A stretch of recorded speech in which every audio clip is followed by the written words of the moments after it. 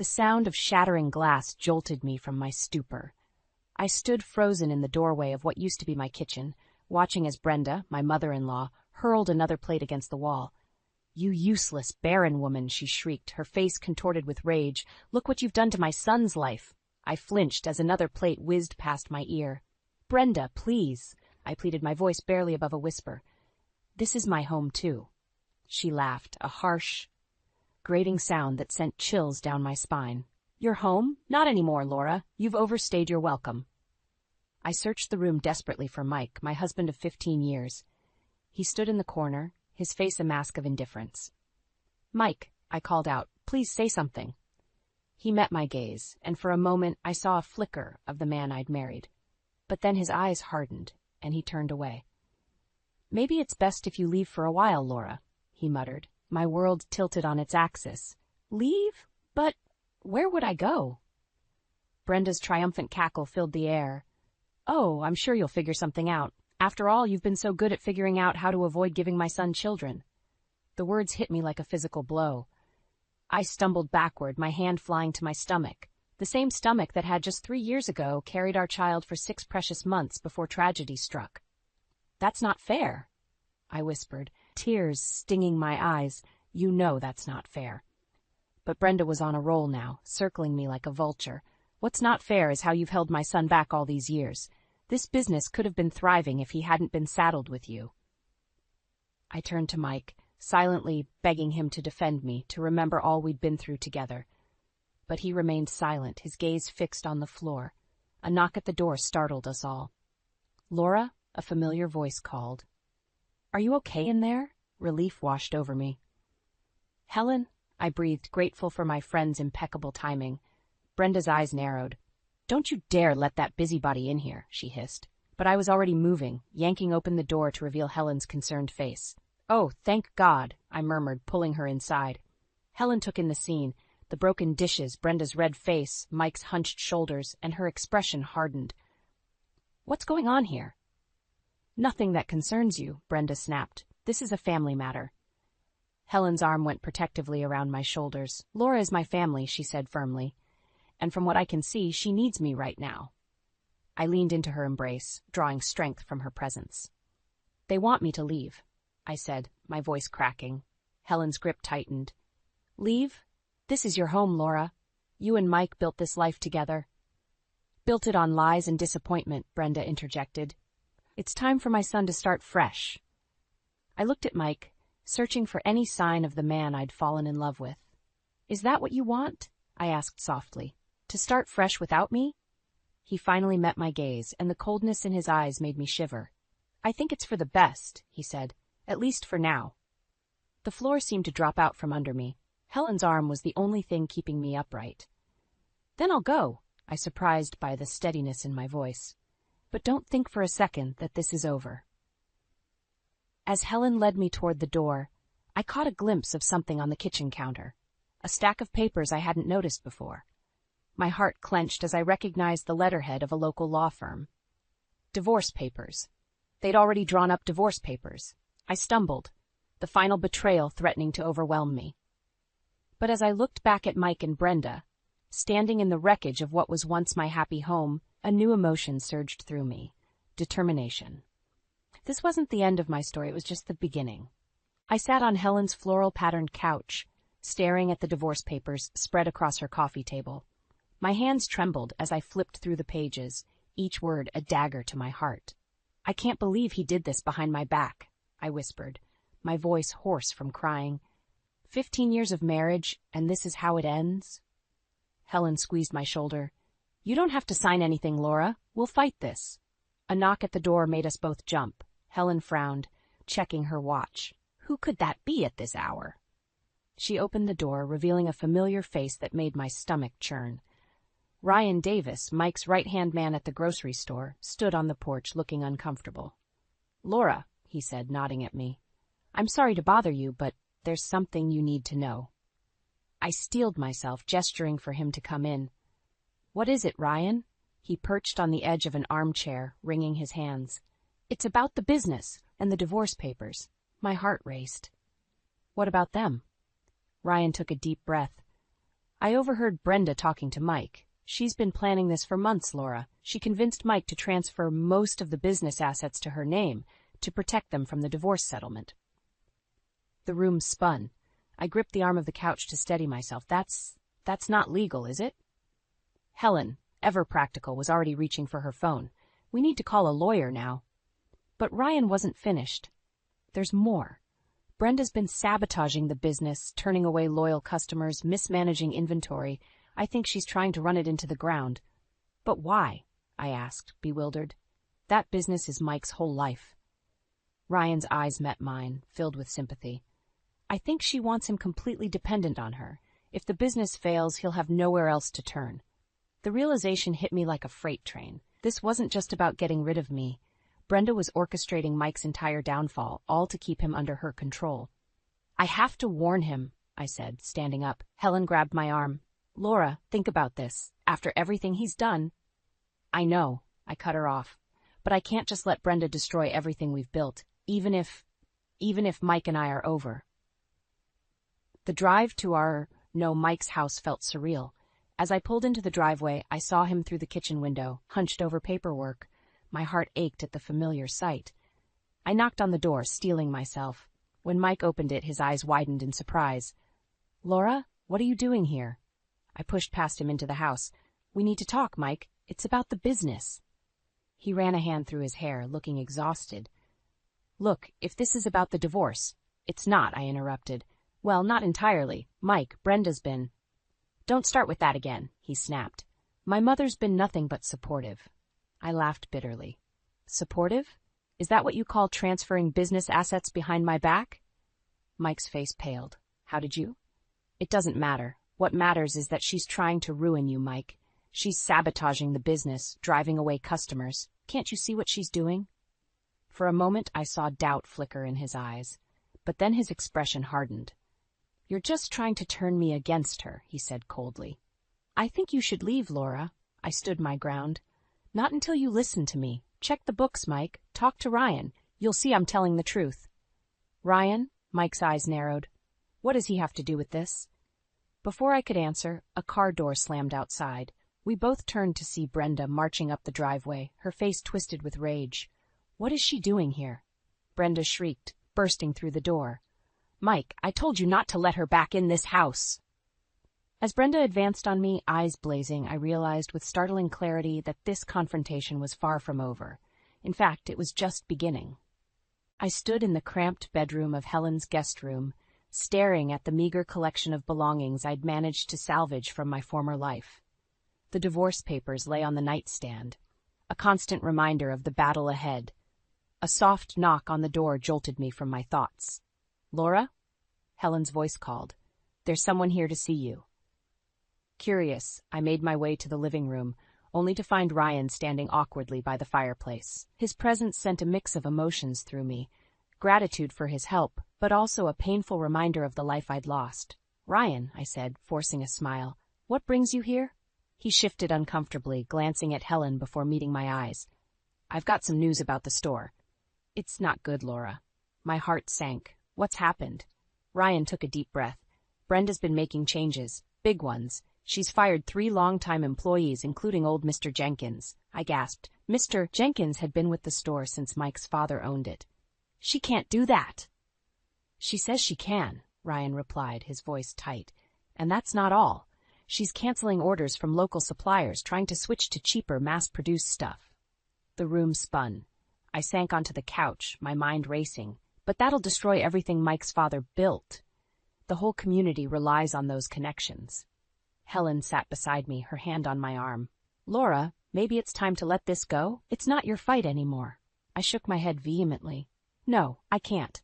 That store isn't just a business. It's the heart of this town. I won't let Brenda destroy it.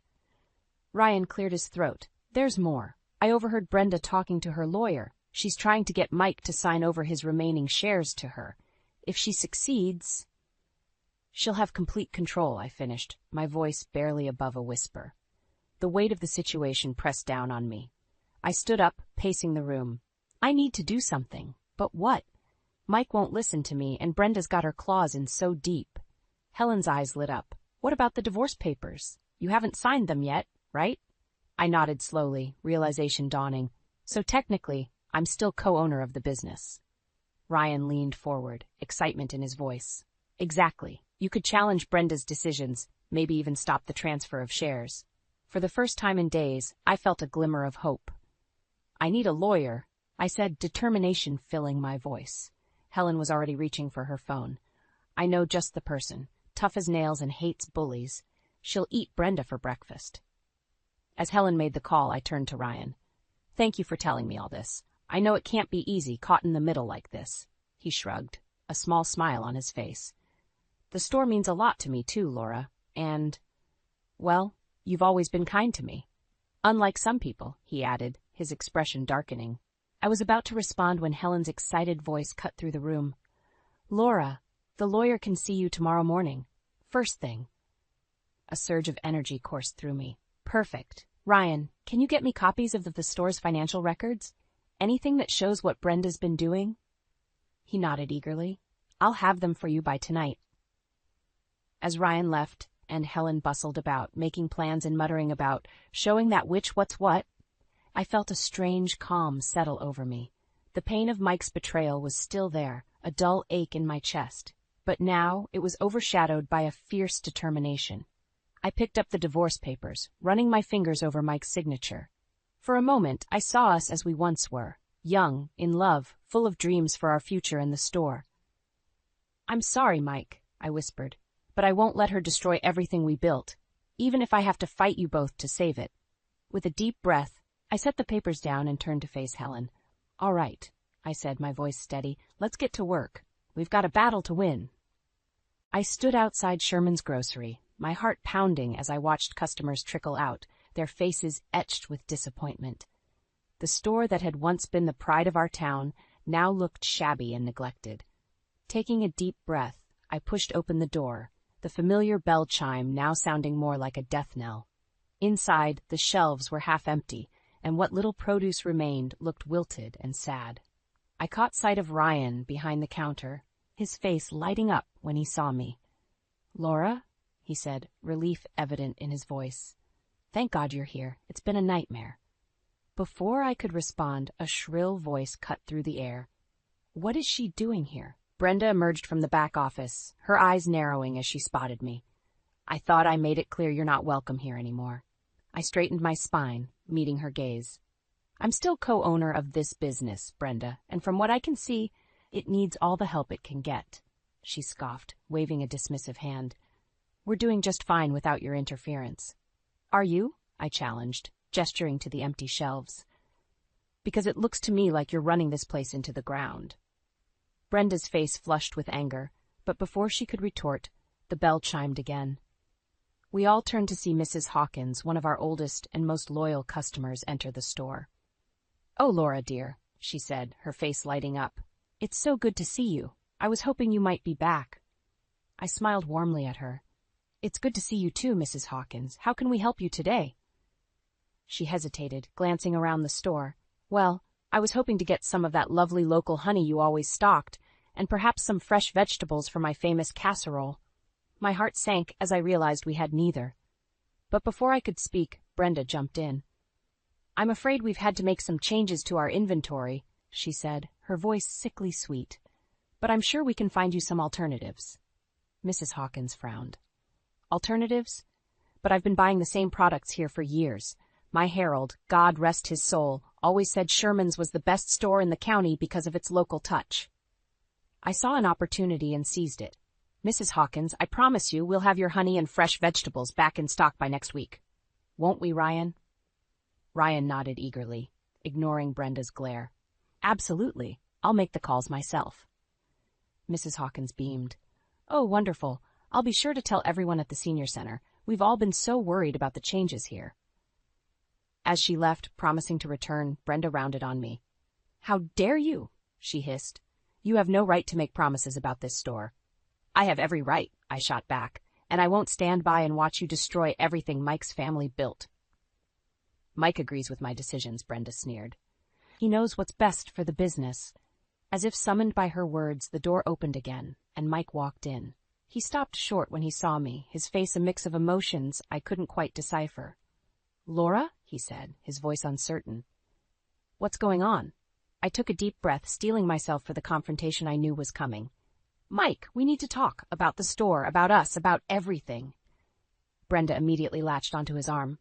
"Mike, darling, you don't have to listen to her. Remember what we discussed?"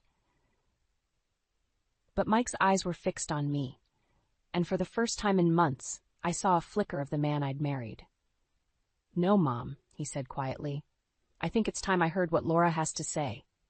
The tension in the room was palpable as Mike, Brenda, and I faced each other. I knew that whatever I said next would determine not just the fate of the store, but the course of all our lives. Taking a deep breath, I began to speak, my voice steady and determined. "Mike, there's something you need to know about what's really been happening here." The tension in the store was suffocating as I laid out everything I knew about Brenda's machinations. Mike's face cycled through disbelief, anger, and finally, a dawning horror as the truth sank in. That's impossible," he stammered, looking between Brenda and me. "Mom, tell her she's wrong." Brenda's face was a mask of indignation. "Of course she's wrong. This is nothing but a desperate attempt to save her own skin." But I wasn't backing down. "Ryan," I called out, "show Mike the books." Ryan hesitated for a moment, then nodded, pulling out a stack of papers from under the counter. "I'm sorry, Mr. Sherman, but Laura's telling the truth. I've been keeping track of all the changes and, well, see for yourself." Mike's hands shook as he flipped through the pages. I could see the moment reality hit him. His shoulders sagged, and he looked years older in an instant. "How could you do this?" he whispered, turning to Brenda.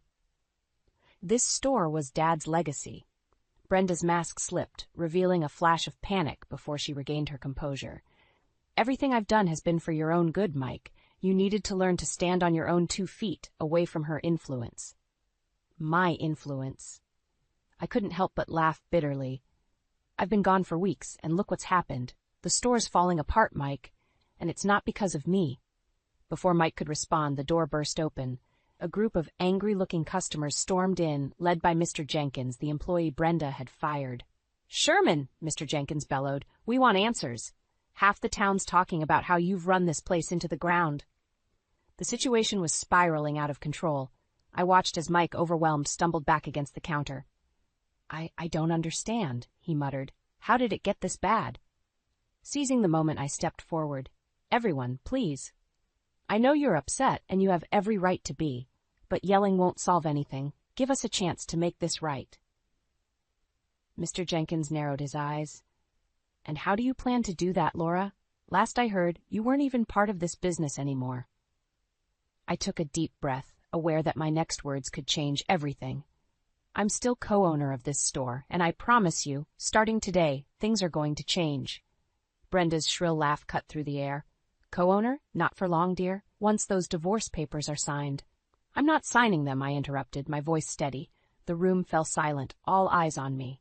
"In fact, I'm going to fight this divorce with everything I have.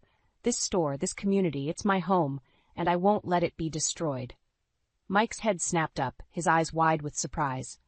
For a moment, I saw a flicker of the man I'd fallen in love with, buried beneath years of his mother's manipulation. "Laura," he said softly, I don't know what to say." "You don't have to say anything right now," I replied. "But we need to act fast if we're going to save this business." Turning to the crowd, I continued, "I'm asking for your trust and your patience. Give us 2 weeks. If we can't turn things around by then, well, I'll step aside for good." A murmur ran through the group. Finally, Mr. Jenkins spoke up. 2 weeks, Laura. Not a day more." As the crowd dispersed, I felt a mix of relief and terror. What had I just committed to? Ryan approached, a tentative smile on his face. "That was incredible, Laura. But how are we going to do this?" I glanced at Mike, who was staring at the financial records with a lost expression, then at Brenda, whose face was twisted with barely contained rage. "I don't know yet," I admitted. "But I do know we can't do it alone. Ryan, start calling our old suppliers. See who we can win back. I'll reach out to Helen. We're going to need all the help we can get." As I turned to leave, Mike's voice stopped me. "Laura, wait. I want to help, if you'll let me." I met his gaze, seeing a glimmer of the man I'd once known. It wasn't forgiveness, not yet, but it was a start. "Okay," I nodded. "Let's save our store."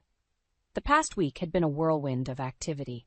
Ryan and I had been working around the clock, reaching out to old suppliers, mending fences with disgruntled customers, and trying to breathe life back into Sherman's grocery.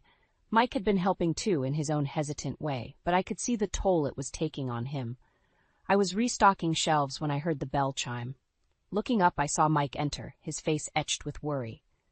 "Laura," he said, his voice tight. "We need to talk." My heart sank. I'd been waiting for this moment, dreading it. "Okay," I replied, setting down the can I was holding. "What's on your mind?" Mike ran a hand through his hair, a nervous habit I remembered all too well. "It's about the business. The numbers. They're not adding up." I frowned. "What do you mean? Ryan and I have been going over the books every night." "That's just it," Mike said, his voice rising. "I've been looking at them too, and there are discrepancies, large ones, and they all seem to lead back to you." The accusation hit me like a physical blow. "What, Mike? That's impossible. I would never." "Then explain this," he interrupted, pulling out a stack of papers. "These transactions, all made in the weeks after you left. Thousands of dollars, Laura. Where did it go?" I stared at the papers, my mind racing. I don't understand. I never made these transactions." Mike's eyes hardened. "Don't lie to me, Laura. Not now. Was this your plan all along? To bleed the business dry before the divorce?" The injustice of it all made my blood boil. "How dare you?" I hissed. "After everything I've done to save this store, how can you even think that? Because the evidence is right here," Mike shouted, waving the papers. "God, I was such a fool to trust you again." The store had gone silent, customers watching our confrontation with wide eyes. I could feel everything I'd worked for slipping away. "Mike," I said, fighting to keep my voice steady, "think about this. Who else had access to the accounts? Who's been trying to sabotage this business from the start?" I saw the moment of doubt flicker across his face, quickly replaced by anger. "Don't you dare try to blame my mother for this. She's been nothing but supportive." "Supportive?" I laughed bitterly. "Is that what you call manipulating you into serving me divorce papers behind my back?" Mike froze. "What are you talking about?" With shaking hands, I reached into my bag and pulled out the divorce papers I'd been carrying with me. "These, Mike, the ones your mother had drawn up weeks ago without my knowledge, the ones you signed." The color drained from Mike's face as he stared at the papers. I never signed these." "What?" "Laura, I swear, I never signed these papers. I didn't even know they existed." The realization hit us both at the same time. "Brenda," we said in unison. Just then, the store's phone rang. Ryan answered it, his face growing pale as he listened. "Mike," he said, holding out the receiver. "It's the bank. They say there's been a large withdrawal from the business account. They need your authorization immediately." Mike lunged for the phone, but I grabbed his arm. "Wait," I said urgently. "Think about it. Who else has access to that account?" Understanding dawned in Mike's eyes, followed quickly by horror. Without another word, he bolted for the door, leaving me standing amidst the chaos of the store. My mind was reeling.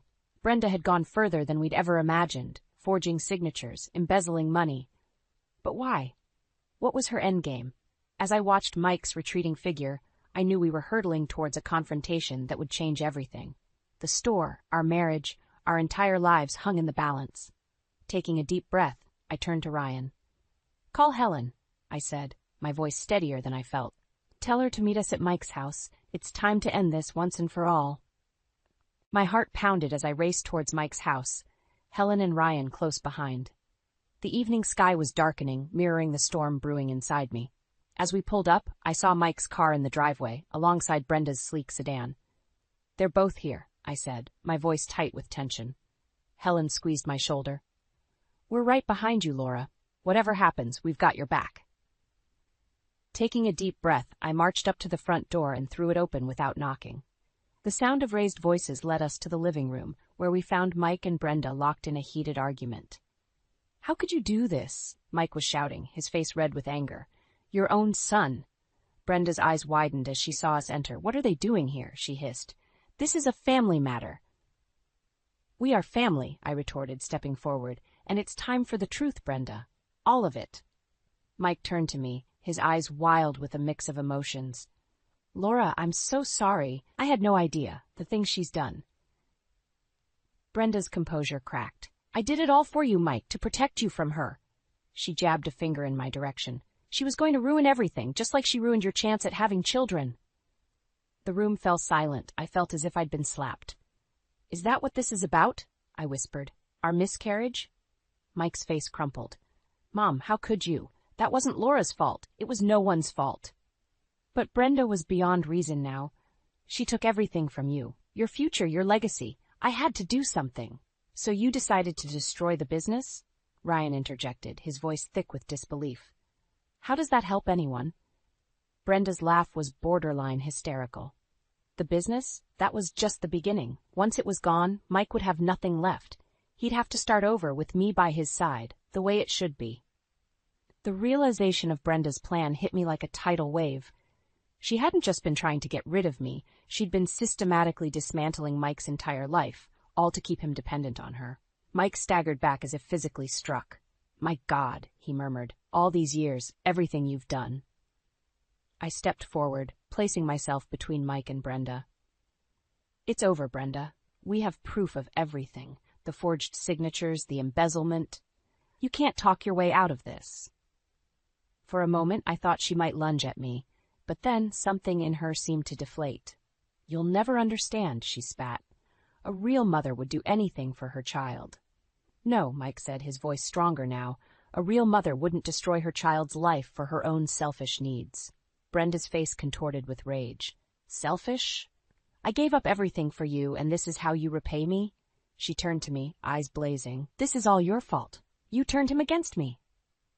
Before I could react, Brenda lunged forward, her hands outstretched as if to claw at my face. I stumbled backward, but Mike was faster.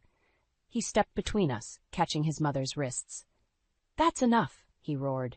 The authority in his voice seemed to shock even Brenda into silence. You're going to leave now, Mom, and you're never coming back. As Ryan and Helen moved to escort Brenda out, I watched the woman who had caused so much pain and destruction crumble before my eyes. For a moment, I almost felt pity for her.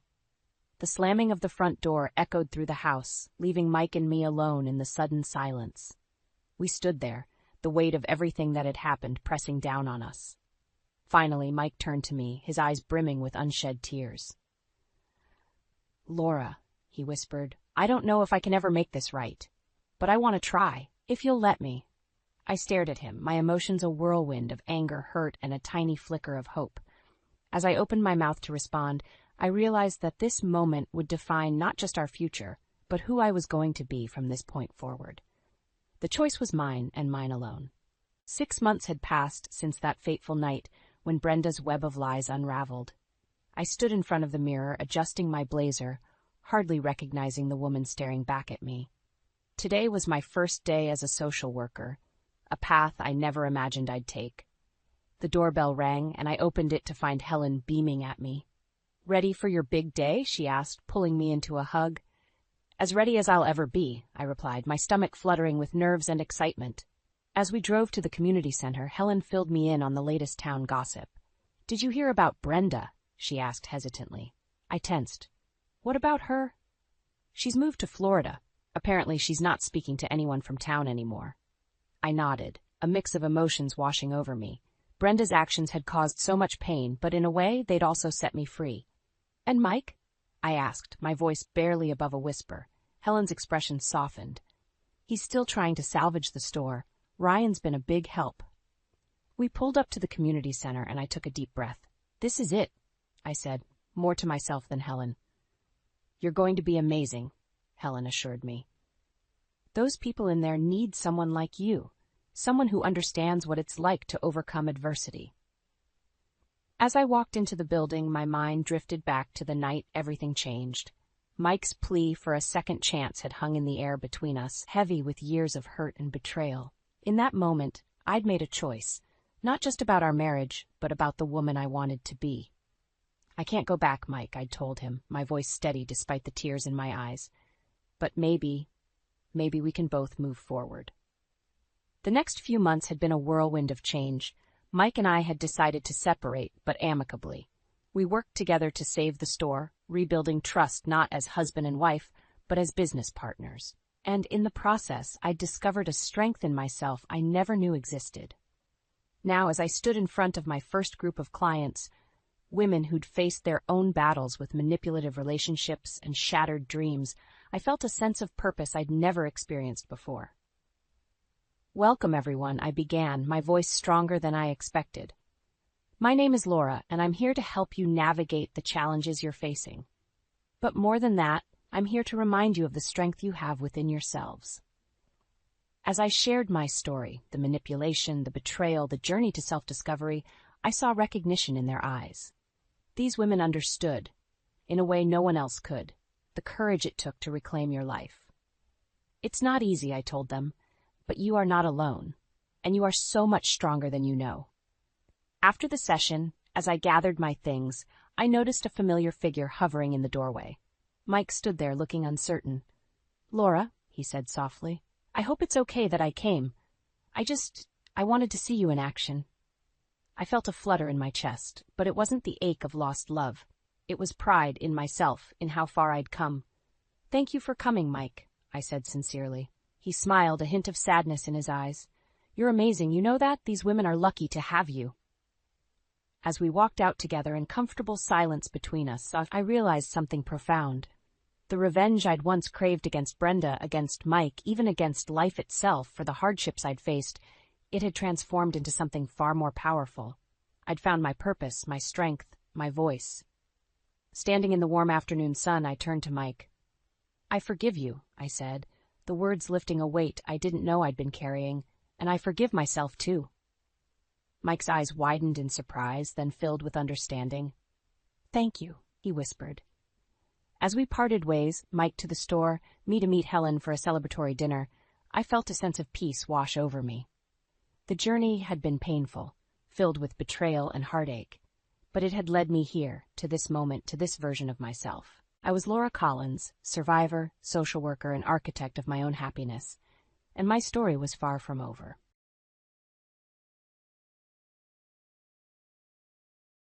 One day, my husband casually asked about our finances, wondering how much money we actually have in our safe. I laughed and guessed probably around $700,000 in total. However, the very next day when I returned home, I found a signed divorce document on the living room table. Both my husband and the safe had disappeared. My name is Olivia, and at 56 years old, I am a hardworking housewife who still puts in diligent hours at my job. My passion for saving money was instilled early by my mother, who opened a savings account for me when I was a child. She taught me that each deposit would make the balance in my bank book grow, an idea I found incredibly appealing. Starting with just $1, I was thrilled to see my savings increase bit by bit as the interest accumulated, even if it was just a few cents each year. This early joy blossomed into a lifelong love for finance, guiding me to a career as a financial planner specializing in asset management. During college, a friend came to me with news about an old childhood friend, Scott, who was struggling with gambling debts and the financial burdens left by his parents. Intrigued, I agreed to meet Scott to offer some guidance. He was a charming man with an engaging smile. Despite his financial woes, there was something quite endearing about his troubled look. At my friend's urging, I helped him out, little knowing that this would lead to a complex series of events. Looking back, I might have had a small crush on Scott, but I could never have predicted the twists and turns that followed. I suggested he consolidate his debts and lower his monthly payments to get his finances back on track. Soon after, Scott and I began dating despite my friend's warnings against it. We pressed on and eventually married. This decision would lead to unexpected challenges and dramatic changes in my life. I firmly believed that marrying Scott would enable us to tackle his family's financial issues together. Even though I had a stable income for someone my age, most of Scott's earnings went towards clearing his existing debts. I urged him to cut financial ties with his parents to avoid further debt accumulation. To help manage his expenses, I provided Scott with a monthly allowance of $2,000. When Scott decided to sever these financial dependencies, his decision was met with outrage from his mother, who berated him as an ungrateful son. His father also criticized me, labeling me a thieving cat. Exhausted by the constant pressure of his parents' debts, Scott finally reached his breaking point. He firmly told them he wasn't just an ATM, and that he was doing his best to manage his own life. He returned to me relieved to be free from the recurring arguments about money with his parents. Shortly after, we were blessed with the arrival of our son, Gary, a handsome boy who was the spitting image of his father, and quickly became my pride and joy.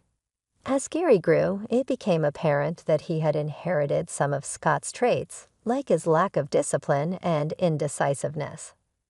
Over the years, Scott struggled with borrowing money from predatory lenders, dealing with loan sharks, and occasionally manipulating friends into lending him money for gambling.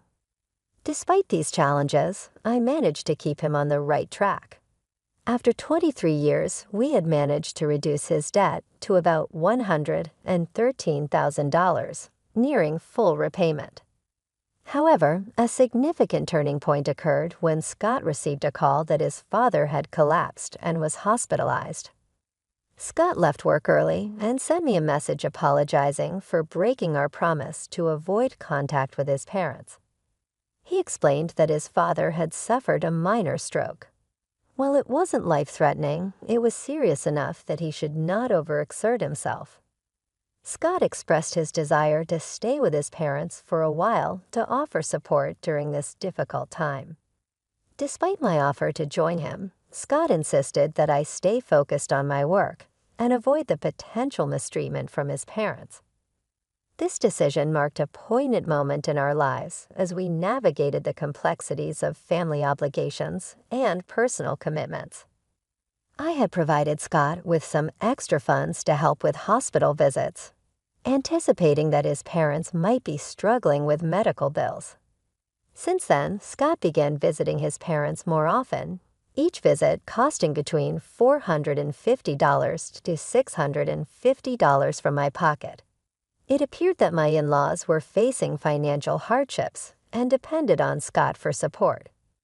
Though these amounts added up to roughly $3,200 to $3,800 each month, I decided to ignore it for the time being. A year had elapsed since my father-in-law's health scare, and both in-laws had visibly aged.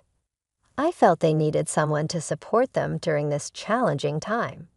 As for me, my perennial hobby was always about saving money. One day, while I was pulling out my bank book from the safe with a smile, Scott, who usually paid little attention to my financial habits, curiously asked, "Hey, how much money do we actually have in that bank account you always look at so happily?"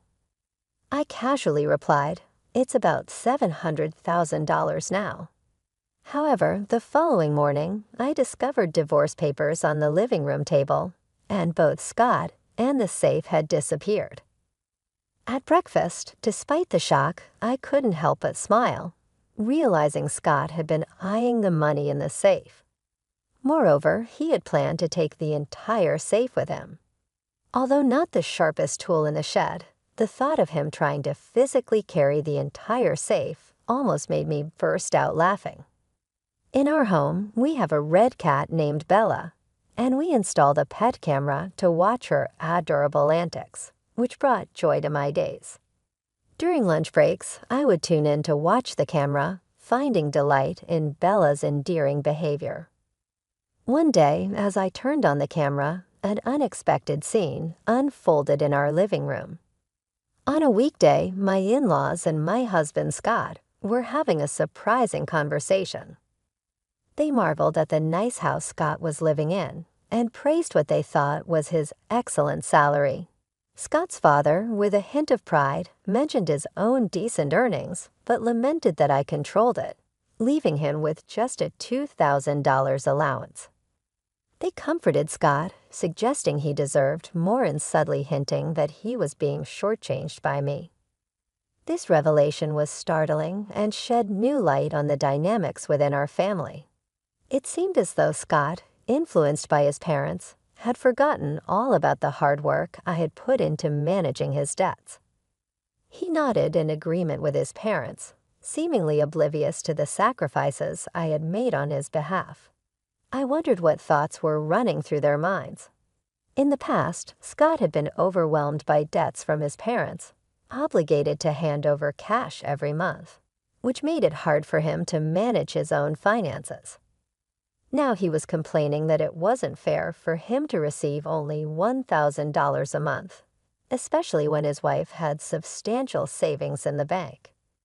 As Scott aired his grievances, my in-laws' eyes sparkled eagerly, exchanging glances as they awaited his reaction. "How much is in that bank account of yours?" They prodded, leaning forward with anticipation. "Last I checked, I think it was around $510,000, or maybe $610,000, Scott responded vaguely. They pressed further, questioning whether that money rightfully belonged to him. Despite the considerable effort I had invested in reducing his debt from nearly $430,000 to just $115,000, it seemed that Scott's perspective had been swayed by his parents. His easygoing and indecisive nature, despite his charm, led him to side with their views. Witnessing this conversation through the pet camera, with my hard-earned savings potentially at risk, left me utterly devastated. Tears streamed down my face. As I sat at my work desk, watching the scene unfold on my phone, I had been diligently managing our living expenses from Scott's income, allocating most of it to repaying his debts. The realization that all the efforts to secure our financial future were being undermined by his parents' manipulation was heart-wrenching. Despite providing Scott with a $1,000 monthly allowance from my own earnings and explaining this arrangement to him, it seemed as if he had forgotten everything. Over the past 23 years, I had given myself to him unreservedly, but the current circumstances left me feeling desolate and pitiful. My heart ached as though I was drowning in my own sorrow, and I felt as if I was on the verge of breaking. Nevertheless, I made sure to record their conversation and sent the footage to my son. Overwhelmed by the emotional strain, I left work early that day, seeking solace at my usual bar, where I shared my woes with the bartender. His gentle words of comfort helped me, and in that moment, any lingering affection and intoxication for my husband dissipated. I expressed my thanks to the bartender and looked forward to a more hopeful encounter in the future. After leaving the bar, I returned home with renewed determination. In my study, I contemplated how to retrieve the bank book that was hidden inside the safe.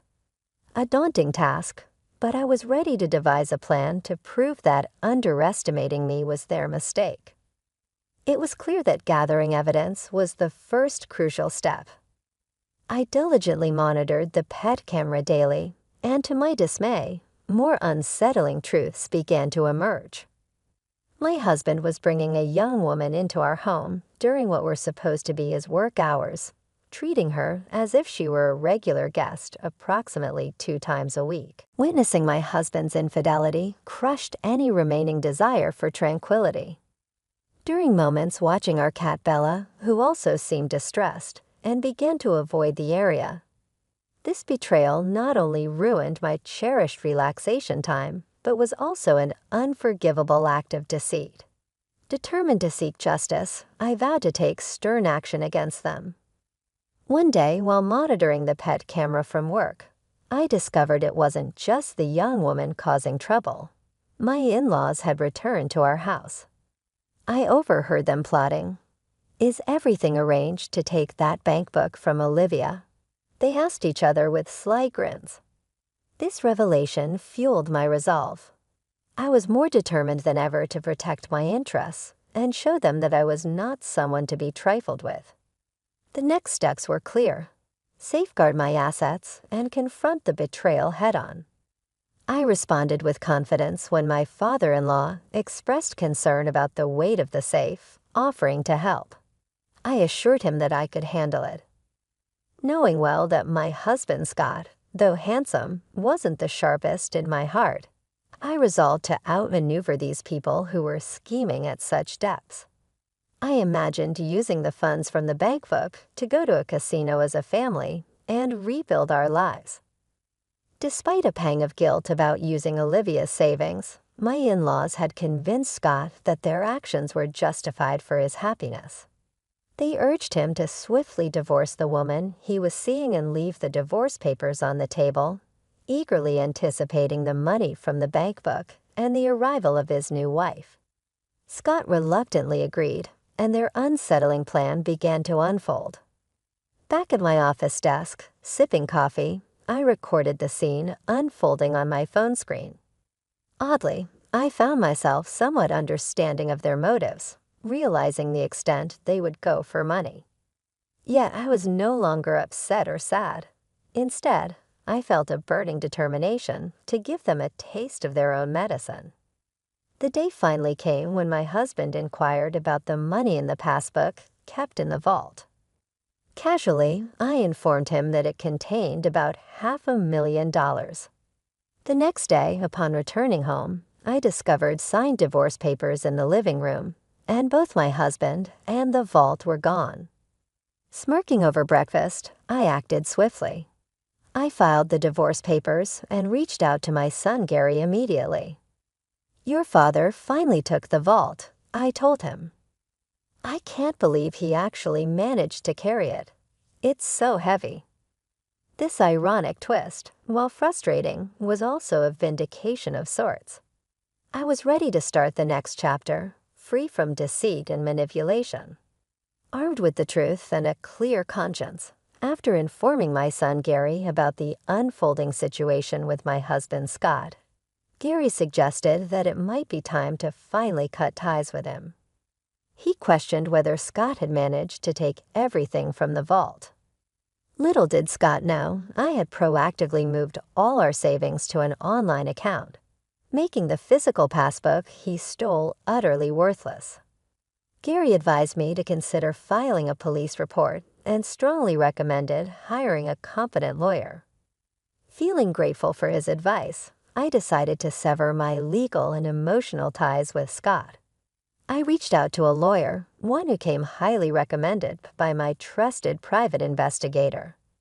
Exasperated yet determined, I handed over the recordings from our pet camera, which captured all of Scott's and his parents' underhanded discussions and actions.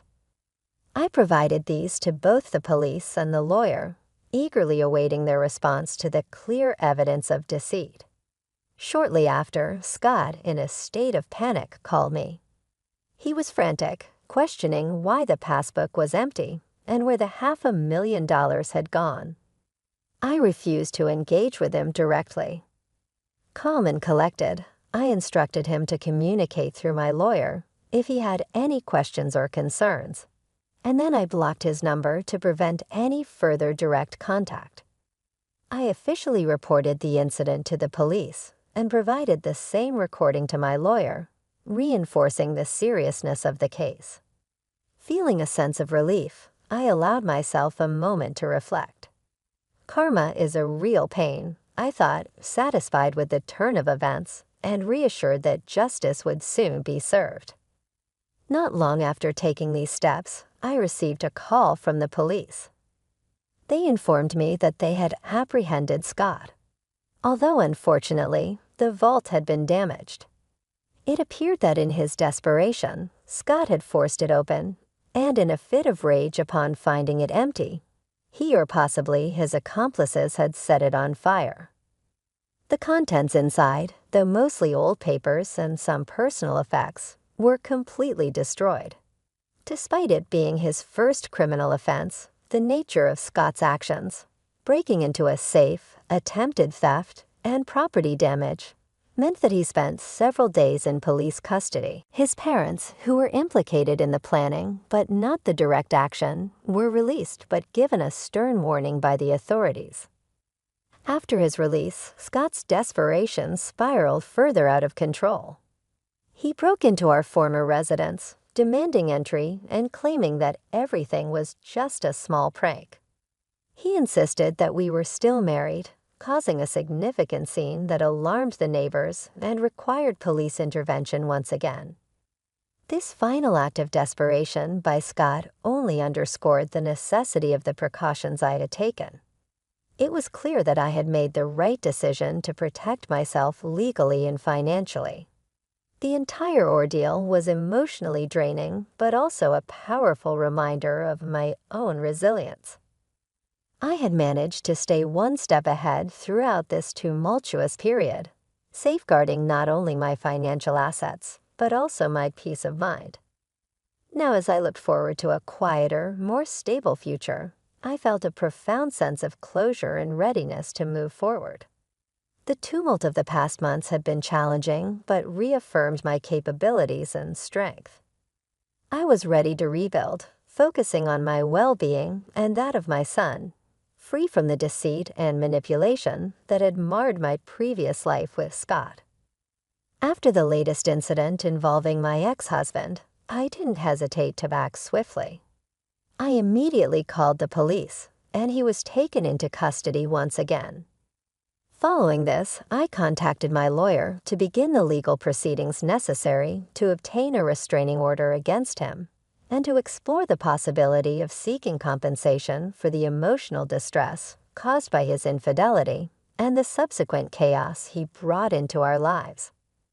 Although I had reservations about the feasibility of securing financial support from his economically strained family, I was resolved to pursue alimony.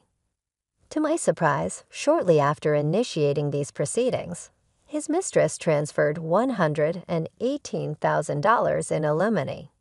However, the relationship faltered soon after the vault incident as the money depleted.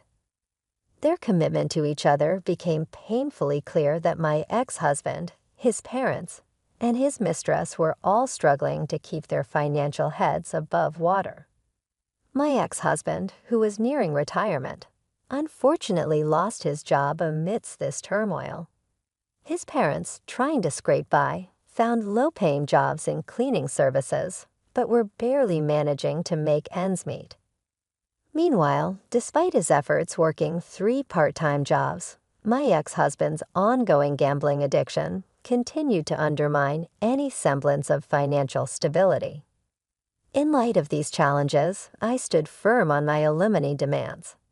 I instructed my lawyer to convey a clear message. Real apologies must be demonstrated through actions, not just empty words. If they truly regretted their actions, they needed to show it tangibly, which in this context meant financially. Despite the opportunities I had offered my ex-husband to clear his debts and start anew, under the influence of his gambling-addicted parents, he squandered them. I found myself reflecting on my own financial security. The $700,000 I had saved was the fruit of a lifetime of diligent saving and wise financial management. Realizing the importance of enjoying life while securing my future, I decided it was time to focus on personal fulfillment.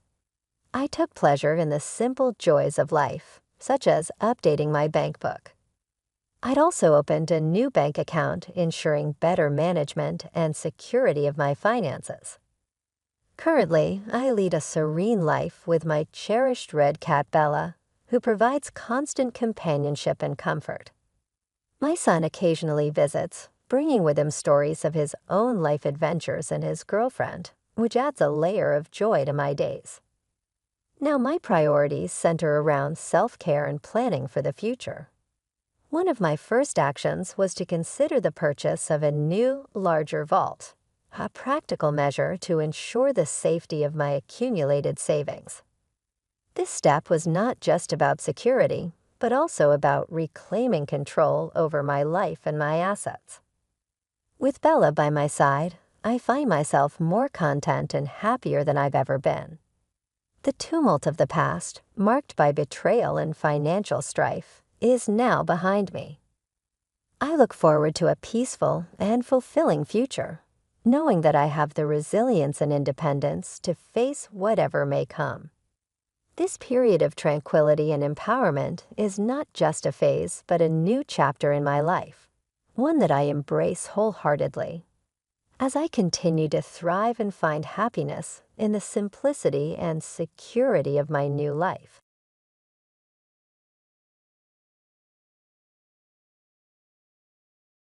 My name is Karen, and I am a 38-year-old office worker. I have been married to Paul for 3 years, who I met through a family friend.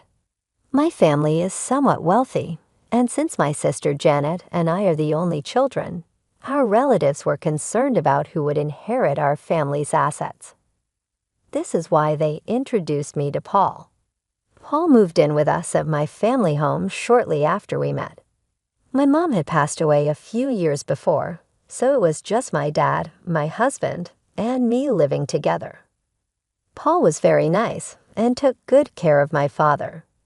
However, the family friend who introduced us warned me just before our wedding that Paul was very interested in money.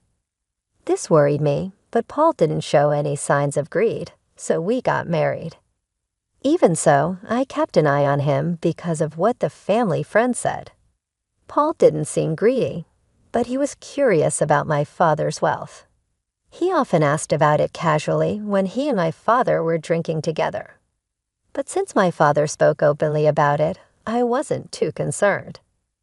Paul also took an interest in my sister Janet, who is 6 years younger than me and very lively and outgoing. Unlike my calm major, Janet has flashy relationships with men and looks quite different from me, which surprised Paul when he first saw her. Watching Paul be fascinated by Janet, who was so different from me, made me feel uneasy. One day, when Paul found out I couldn't inherit my father's estate, he yelled at me, "You can't inherit the property. I have no use for you anymore. We're getting divorced right now." Later, after he remarried, I got my revenge on him and my sister. At first, I believed that having a beautiful sister meant there was nothing to worry about, but I eventually realized the reasons behind our relatives' concerns. My father doted on my sister, providing her with every opportunity, including the chance to attend both college and community college. After graduating, however, my sister lacked a clear purpose for her education. She seemed mainly interested in avoiding work. Our mother tried to encourage her to get a job immediately after her first college graduation, but my father supported her decision to continue her education at community college. After completing her studies there, she secured a position at a company owned by one of my father's acquaintances. This job, however, lasted only 6 months. She resigned with the unexpected excuse that she couldn't showcase her talents at that workplace. Both my mother and I were taken aback. My sister spoke as if she fully understood the job despite her minimal experience. My father, her supporter, quickly found her another job. It wasn't long after she started this new role that my mother fell ill and was hospitalized. During this time, my sister visited her daily, frequently taking time off from her new job. She eventually resigned from this position too, claiming she needed to care for her mother. But her idea of care involved mostly chatting with our mother or being engrossed in her mobile phone in the waiting room. I found myself handling practical tasks such as changing my mother's hospital laundry while my sister offered little real assistance. It may have been comforting for my mother to have company, but her condition deteriorated. About a month after she was hospitalized, she soon reached a point where she could no longer speak. Within 3 weeks of her condition worsening, my mother passed away. The suddenness of her passing left both my father and sister too shaken to even prepare for the funeral. This left a significant burden on me during an already difficult time. After my mother passed away, I found myself handling all the arrangements. Fortunately, our relatives helped, and we were able to bid farewell to her peacefully. In the wake of this, my sister took on a part-time job and moved into her own place. However, her earnings from the job weren't sufficient to cover her rent and other living expenses. Consequently, our father stepped in, covering her rent and utility bills, while the money she made was mostly spent on her leisure activities. Whenever her part-time income proved inadequate, she would turn to our father for additional financial support. Under our mother's watch, such requests were kept in check, as she was strict about financial discipline with my sister. However, after her death, my father began to indulge these requests, providing whatever money my sister asked for without hesitation. Initially, I saw no issue with this setup, assuming both my father and sister were content. Even after marrying and living with my husband in my parents' home, this financial arrangement continued unknown to me. At the time, my sister also began asking my husband for money, and he complied, often asking her to keep it a secret to avoid causing me any jealousy. He found it difficult to say no to my attractive sister and willingly contributed to her expenses. My sister essentially lived off the money she received from both my father and my husband, engaging with her part-time job only sporadically and according to her whims. This unsustainable lifestyle came to an abrupt end when our father became ill and required hospitalization. I stepped in to care for him, balancing hospital visits with my work responsibilities. Despite the severity of our father's condition, my sister never appeared at the hospital. Instead, she began calling me aggressively, demanding money. She argued that since she had been receiving a regular allowance from our father, I should continue providing for her as before.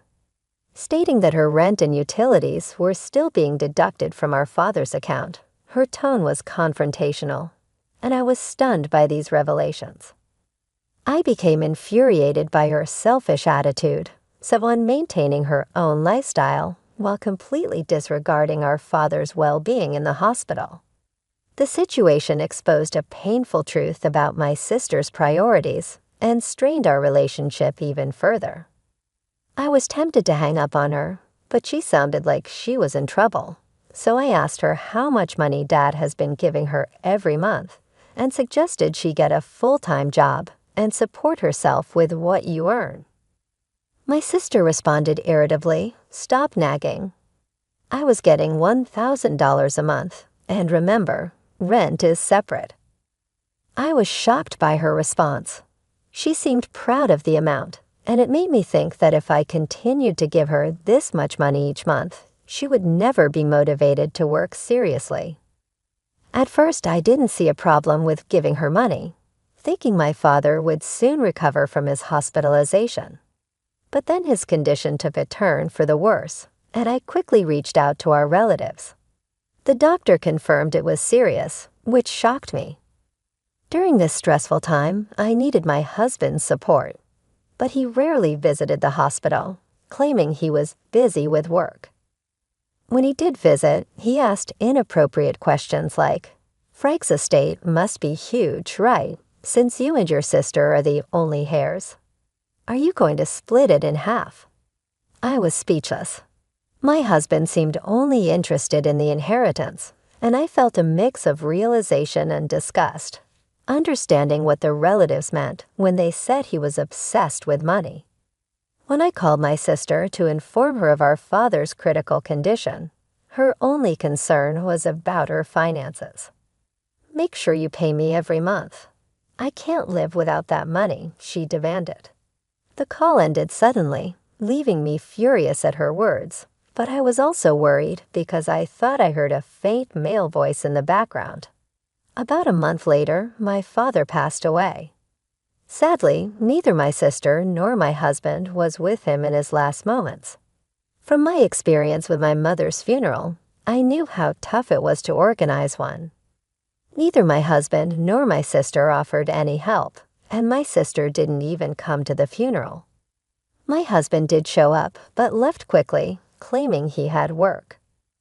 A relative who had introduced us asked me, "Where's Paul?" It's odd for the husband not to be here, isn't it? I just gave a forced smile and said he was busy with work and had gone home. The relatives seemed disappointed, and I felt like sighing too. After my father's funeral, when I finally had a moment to myself, my husband asked me with a sly smile, "So how much did you inherit?" Even if you split it, you must have gotten a lot, right? Just like the relatives had warned before our marriage, he was only interested in my father's inheritance. I told him, looking straight at him, my sister got $100 million, and I got nothing. I hadn't even spoken to the lawyer yet and was still dealing with the funeral. Seeing my husband so excited about the inheritance almost made me laugh rather than angry. Believing what I said, he immediately shouted, "What? You can't inherit any property. I don't need you anymore. Let's get divorced now." I felt the same way, so I snapped back, "Let's do it. You married me for my father's inheritance anyway." I handed him the divorce papers I had prepared. He seemed surprised, as if he hadn't expected this, but he signed them anyway. As he left the house after signing the divorce papers, he said bitterly, "I'll divorce you, who gets 0, and remarry your sister Janet, who gets the $100 million. And then he left. I didn't care what he said and went ahead with the divorce, happy to be rid of my awful husband. It seemed like he started trying to marry my sister the very next day. A few days later, he called me demandingly, "Do you still believe that story? When will you sort out the inheritance? Hurry up and give Janet the $100 million. He shouted this over the phone. I had been waiting for him to contact me because I didn't want to reach out first after he left.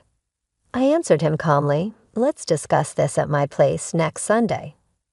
I'm preparing for the procedure and will be waiting," thinking he was about to receive the inheritance. My ex-husband happily ended the call. However, I was actually looking forward to seeing his reaction when he discovered the truth. On the weekend, my ex-husband and my sister came to my family home and were surprised to see a lawyer there. My ex tried to act normal, thinking, "Of course you need a lawyer when inheriting a lot of money." Then the lawyer looked puzzled at my ex-husband and began, "Compensation claim before we talk about any inheritance." The lawyer then showed my ex-husband several photos of him leaving my sister's house, clearly dated before our divorce was finalized. "These are evidence of infidelity," the lawyer told him. "So you owe compensation." I had overheard him discussing the inheritance with my sister and had asked the lawyer to look into his infidelity. They might have thought I was too distracted by my father's funeral, but my ex-husband and sister were meeting at her place almost daily, giving me plenty of evidence. The topic quickly shifted from inheritance to compensation, leaving my ex-husband and sister shocked. However, my ex-husband recovered quickly and scoffed. "Compensation is nothing compared to the $100 million from the inheritance. I'll pay for it right away." He then signed the compensation documents provided by the lawyer, trying to appear unconcerned and confident. I confirmed everything and told him, "Enjoy your life with my sister who inherited nothing since you signed. I'll make sure you pay the compensation." When they heard there was no inheritance, my sister screamed in shock and her husband turned bright red, angrily saying, "There's no way the inheritance is 0. I won't let you take it all for yourself." The lawyer then calmly began to explain to the furious couple, "Janet is technically the stepdaughter of your late mother and was not legally adopted by your late father. Therefore, there is no legal parent-child relationship, and Janet cannot inherit anything from your father's estate." I'd also explained to my confused sister about our family history. "When our parents were married, Janet, you were about a year old, so you probably don't remember. But I do. I was 8 years old when our parents were married, and I was happy to suddenly have a sister. I never imagined that my sister would end up taking my husband. Our parents had children from previous relationships, and someone thought it best for them to remarry. My mother treated me as if I were her own daughter, and my father was very fond of my sister. Maybe because she wasn't his biological daughter, he spoiled her a bit extra, wanting to make sure she felt loved. Although both our parents had children from previous marriages, my mother, who was suspected by some relatives of targeting our wealthy family's assets, refused to legally adopt my sister. The relatives only suggested marriage proposals for me because they knew I was the only one who could legally inherit my father's property. If our parents had had a child together, it might have made things even more complicated. But fortunately or unfortunately, they never did. Now I understand why my father continued to support my sister financially even after she grew up. He couldn't leave her any inheritance. I never legally adopted my mother, so legally we weren't parent and child. But that never mattered in how we lived every day. It turns out that my parents had never explained to my sister that they were both previously married before they got together. She only learned this truth today when my ex-husband realized the situation. His face quickly changed from bright red to pale blue. He had not only failed to secure any inheritance from my sister, but had also signed a document obligating him to pay compensation. Looking visibly shocked, my ex-husband asked me, "Was what you said about my sister getting $100 million and me getting nothing a lie?" I struggled to hold back my laughter and replied, "Of course it was a lie. I said it to get back at you for cheating on me.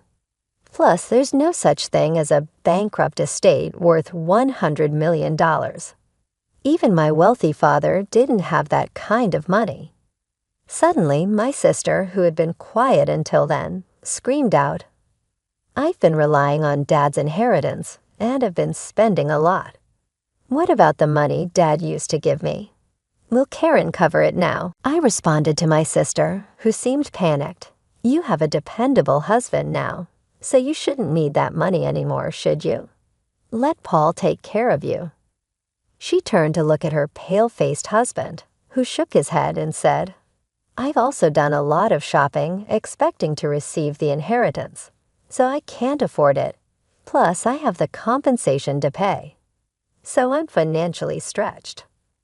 At that point, my ex-husband began to apologize profusely to me. "Karen, I'm really sorry. It was all my fault. Will you forgive me and consider starting over?" Watching this scene, the lawyer had to stifle his laughter as he prepared to leave. The confidence and arrogance my ex-husband had shown upon arriving had completely evaporated, and his deep apologies now seemed utterly absurd. After we finished our discussion, my ex-husband and my sister left the house looking defeated. Not long after, they divorced. My ex-husband, who had remarried with the intention of gaining an inheritance, suddenly found himself without interest in my sister once the prospect of money was gone. He even muttered to himself that with the compensation payments he owed me, he couldn't possibly support my sister with no assets to his name. It was decided that he would pay the compensation in installments from his monthly paycheck. The lawyer recommended this method as the most practical solution under the circumstances. After my father's passing, the consequences of his indulgent support became painfully apparent. My sister, who had grown accustomed to financial support from our father, found herself in an unenviable position. She was compelled to work part-time jobs which barely paid enough to cover her daily expenses, let alone the mounting debts that loomed over her. Despite her efforts, the financial burden proved too heavy. Eventually overwhelmed by the accumulating debt, she had no choice but to file for personal bankruptcy. In a desperate move to escape her financial woes, she gave up her condominium, disappearing without leaving a trace. As of now, her whereabouts remain unknown, leaving a void in the family that once depended on each other so deeply. The situation underscored a harsh reality. Our father's well-intentioned but ultimately misguided financial support had shielded my sister from the necessity of developing a work ethic and financial independence. This protection, while provided out of love, had left her ill-prepared for the harsh realities of adult life. As for myself, the aftermath of these family troubles and the dissolution of my marriage left me residing alone in the family home. A house that now felt too large and empty, echoing with memories of a happier, more intact family. The solitude, however, provided me with ample time for reflection. It became a period of self-discovery and reassessment of what I truly wanted out of life. During this introspective period, some well-meaning relatives suggested that perhaps the time had come for me to consider entering into a new relationship. They talked about introducing me to potential suitors, hoping that a new partnership might bring me happiness and stability. However, the bitter experience with my ex-husband, who had shown his true colors as someone more interested in financial gain than in genuine companionship, made me wary of repeating past mistakes. His betrayal had been a painful lesson in discernment, teaching me the importance of knowing someone's character and intentions thoroughly before making such a profound commitment. Determined to take control of my own destiny, I decided to decline the offers for my relatives to arrange introductions. The thought of being matched with another partner who might view me as merely a means to an end was intolerable. Instead, I resolved to find a partner on my own terms.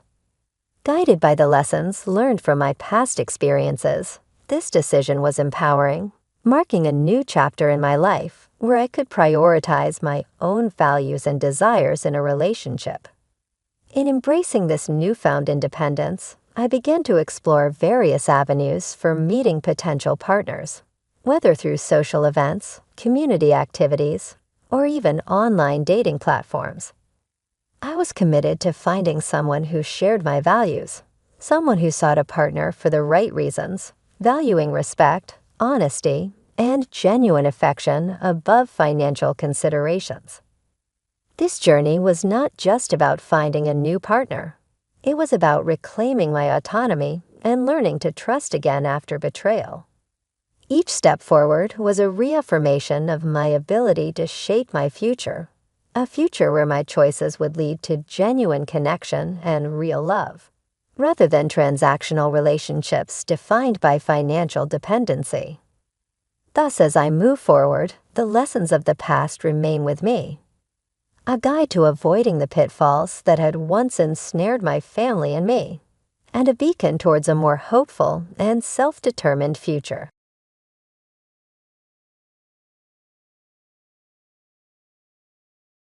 I work at a big company, and I can earn enough for both of us, so don't worry, Eric said during our engagement. But as soon as we got married, he changed. He and Larry started insulting me every day. On top of that, Eric took control of all the money and cut down on living expenses. He constantly complained even though I did all the cooking. Fed up, I told Eric I wanted a divorce and left the house. Later, I bumped into Larry by chance. "Hey, I heard you're getting a divorce now," he said. I was surprised and replied, "You must be mistaking me for someone else." Larry smirked and said, "Don't pretend. We're not together anymore, so don't come to me about money. I won't lend you a cent. Remember that." Before I could respond, he disappeared into the crowd. I lowered my head, feeling the stares of people passing by, and started to laugh. Poor guy, he knows nothing. I can't wait to see his reaction when he finds out the truth. I'm Michelle, a 53-year-old housewife. I married Eric 7 years ago. When we met, Eric seemed like a great guy. We met at a gathering of friends, and I found him fun and friendly. As we said goodbye, he asked if we could meet just the two of us next time. Feeling a bit sad about parting, I agreed. When we started dating, he mentioned he had a son named Larry from his previous marriage. Larry was in 5th grade then, and we had dinner together a few times. He was a bright and pleasant boy, just like his dad. A year later, on the night Eric proposed, I decided to open up. You know, I live with my parents and work part-time, right? The company I joined right after graduation was really tough, and it ruined my health, I said. Is that so? It must have been hard to quit, Eric replied. I think long hours will be difficult for me in the future, I added. Eric smiled kindly and said, don't worry about it. Just stay at home. I work at a big company, and I can earn enough for both of us. Relieved by his words, I accepted his proposal. I was happy to have met a good man and thought we were starting a happy married life. I never imagined I would feel so hopeless in less than half a year. As we got used to living as a family of 3, Eric and Larry's attitudes changed a lot. They started making fun of everything I did and said, Mom, are you in bed again? Where's my sandwich? Larry asked with a frown as he came into the bedroom before school.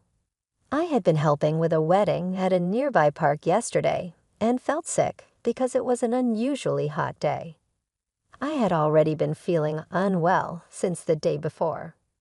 I had asked Eric for help, but he refused with an annoyed look and said, being a housewife must be nice, just slacking off all day. I need my days off too, you know. Let me rest. The next morning I couldn't get up because I had pushed myself too hard. I apologized to Larry and said, sorry, Larry. I couldn't make your sandwich. Here's some money to buy one at the grocery store. Larry complained, Mom, can't you at least make a sandwich? You always take shortcuts with frozen food or leftovers. You're failing as a mom if you can't even cook, his words hurt. Don't blame Mom, Larry, Eric said with a half smile as he passed by in the hallway. Since you skipped the sandwich, tonight's dinner must be fancy. Oh, is that so? Then I'll look forward to it. Being a housewife, you should have plenty of time for dinner, right? You're not sleeping all day, are you? Make sure to clean thoroughly without slacking. The two of them laughed at my poor condition and made their insensitive comments before leaving as if I could prepare a fancy meal. Lying in bed, staring at the ceiling, I let out a heavy sigh. Eric is extremely stingy, despite being a section chief at a big company and earning a high salary. The money he gave me for living expenses was ridiculously low. It's my salary, so why should my wife manage it? Eric insisted on managing the finances himself after we got married, and I meekly agreed. I thought it didn't matter who handled the money as long as it was done properly. But then Eric started spending money as he pleased.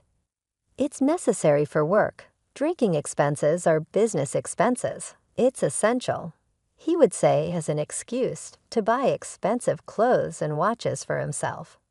But he would make a sour face even if I needed something small. When I bought cheap snacks, Eric would get angry because he believed a housewife doesn't need any spending money. I had to ask for his permission every time I wanted to spend money, whether it was for a haircut or buying clothes. One pair of jeans is enough, isn't it? You're buying more, he would ask. I replied, I want a warm pair for winter. He said, fine, but get them from a cheap store. I also wanted to go to the hair salon regularly. Can I go once every 3 months to keep my hairstyle? I asked. Eric scoffed, why do you need to be fashionable? If you keep your hair long, you only need to cut it once every 7 months. No more haircuts. Because of this, I was only allowed to buy cheap makeup from drugstores. I wanted to use better products because the cheap ones were harsh on my skin. But Eric didn't care. The money Eric gave for living expenses was very low, about 1/3 of what most people spent. With this small budget, it was hard to maintain a balanced diet. When I complained, Eric responded smugly. On the TV show about saving money, they lived on this amount. They had a farmer relative who gave them vegetables and bread. I told him "That's not possible with these high prices." He replied, "That's your job to manage." What really hurt me was how Eric acted when it came to sending a wreath for my dad's funeral. When Dad, who had been sick, passed away, and it was time to send a wreath, Eric frowned and said, "We don't need to send a wreath for the funeral, right? Only the main mourners need to send one." He suggested, "Use your savings. It's not my problem." As I prepared for the funeral with tears in my eyes, his lack of care made me angry. I said, "I never planned to ask you for it." "So don't worry," he replied. "Good, but do Larry and I really have to go? It'll ruin our long weekend, right?" "Dad," Larry added, "I wanted to play a new game." Although they complained, I didn't doubt they would come. However, Eric and Larry arrived late to the funeral, barely greeted my mom and relatives, and left quickly. My mom, who was very tired, didn't have the energy to get upset, but my relatives were furious. "What's going on, Eric? Your wife's father died, and you're acting so cold. Larry, you've received so many gifts and allowances from Michelle's dad," they said. While I apologized to my relatives, I felt my love for Eric and Larry quickly fading. Eric, always in his stylish suits with a charming presence, and Larry, attending a prestigious university and seen as a handsome father and son by the neighbors, only insulted me at home. They wouldn't come straight home after work or school, instead wandering around and coming back with the smell of lipstick and perfume. Despite doing whatever they wanted, they treated me like a maid, demanding a fancy meal with the little money I had for food. When I served dishes with chicken or pork, both Eric and Larry would glare at me with disdain and insult me. "Don't you want to serve your husband good food after he comes home from work? If I get sick from eating this bad food, how will you take responsibility? Are you even a mom?" they would say. I could make delicious meals even with chicken or pork. They disliked vegetables and fish, but eating such a picky diet will make you sick, Eric would reply. "I'd eat if it were high quality. Don't complain when you can't satisfy us." I don't need advice from someone as weak as you. They used to eat while complaining, but lately, they just left the food untouched. Yet if I didn't cook, they would yell, "Are you slacking off even though you're a wife?" I would eat the leftovers for breakfast or lunch the next day, but tears would well up as I wondered for whom I was cooking their meals. They relied on store-bought sandwiches, instant noodles, and snacks eventually. Eric was diagnosed with prediabetes during a company health check, and Larry started gaining weight. It was inevitable. Then they lashed out at me, saying, "What kind of wife makes her husband and child sick? We don't need a useless person like you. We're getting a divorce." "Then I'll leave," I said. They were surprised when I agreed easily.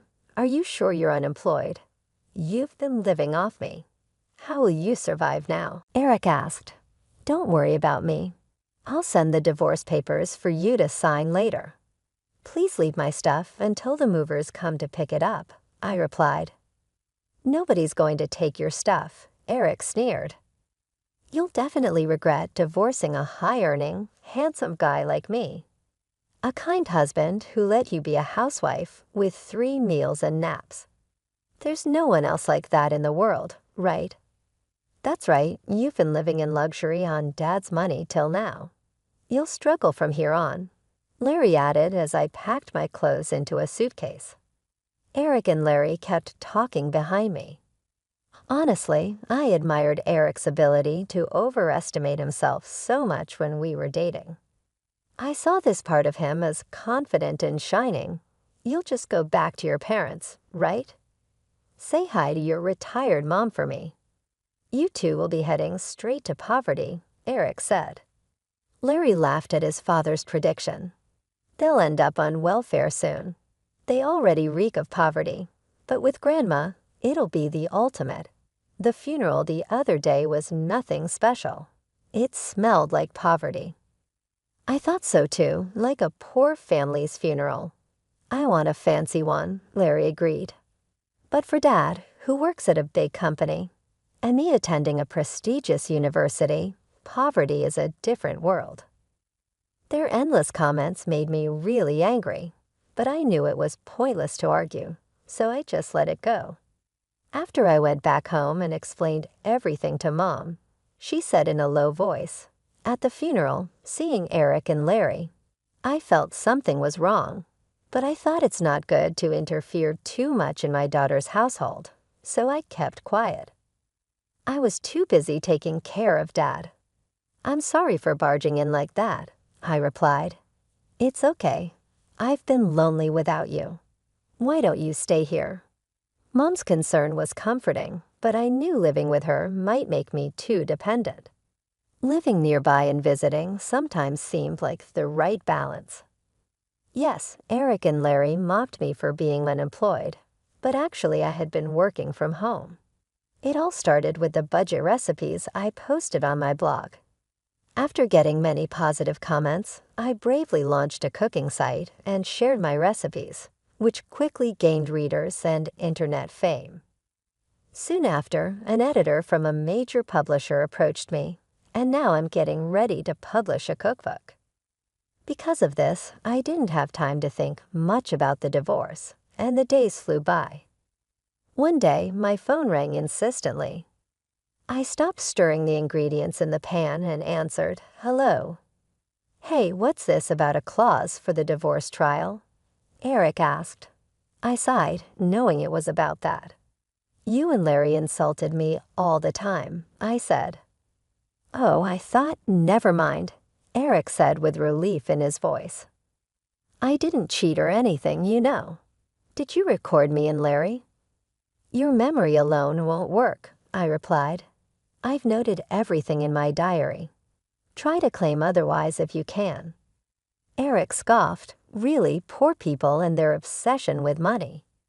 You're so stingy. If you think you can get a deposit for the divorce trial, go ahead." After his outburst, Eric hung up. I finished cooking and then visited a detective agency to investigate Eric's background. Soon, his affair with a coworker was uncovered. The day after, I sent photos of the two of them together and the investigation report to his company. Eric contacted me again. "You spread this at work is low." The angry manager reported it to the higher-ups, and now I'm in trouble, he said. "I'm fired." "Oh, she was the manager's daughter, wasn't she?" "It's your fault for cheating, knowing they're strict about such things," I said, laughing. "But you should be fine, right? With all the savings you did, you must have plenty of money," I continued. Larry moved into a dorm this spring because commuting was tough. I prepaid dorm fees and have apartment loans. My savings were drained by that woman. "She was two-timing me with a younger guy," Eric replied. "Sounds tough for you, but it's none of my concern. Oh, and about the divorce trial deposit, I'll also take half the value of the apartment for property distribution. When the invoice arrives, please transfer the full amount to my account," I said. Eric was yelling on the other end, but I hung up without caring. One day, while returning from shopping in town, I bumped into Larry. He was dressed in his usual flashy clothes, with piercings all over his face and an eye-catching hairstyle, making him easy to spot from a distance. Seeing me, Larry raised his hand in greeting. "Hey, I heard you're getting government assistance now," he said. I looked puzzled. "Huh, who are you mistaking me for?" "Don't pretend," Larry said, smirking. "It's obvious where an unemployed old lady like you would end up. If you had just followed me and Dad, you'd still be living a comfortable life. It's pathetic." Feeling really angry, I couldn't help but reply, "Getting government help is a citizen's right. Any one of us could need it someday due to illness or an accident. It's wrong to look down on that." Yeah. So you're saying you're getting it too?" Larry said, smirking and pointing his finger at me. "Listen, you and I are estranged. don't come crying to me for money. Remember that, as I opened my mouth to reply, he turned his back and disappeared into the crowd. I lowered my head, conscious of the states of passers, by shaking my shoulders. I couldn't help but laugh. It was just too ridiculous. Poor thing, he knows nothing. I can't wait to see his reaction when he finds out the truth. A few days later, I woke up to find an unbelievable number of missed calls from Larry. Reluctantly, I called back. Larry shouted furiously, "You deceived me, old woman." "What are you talking about?" I've heard from a cousin. "You got 3 high-rise apartments from Grandpa's inheritance and are living a carefree life. Hiding that and getting a divorce is cowardly," he said. "That's my personal asset. Why should I share it?" "I have to tell you or Eric. It's joint property. You should have done a distribution of property with Dad during the divorce. Unfortunately, it became mine after the divorce procedures, so I can't give it to Eric officially.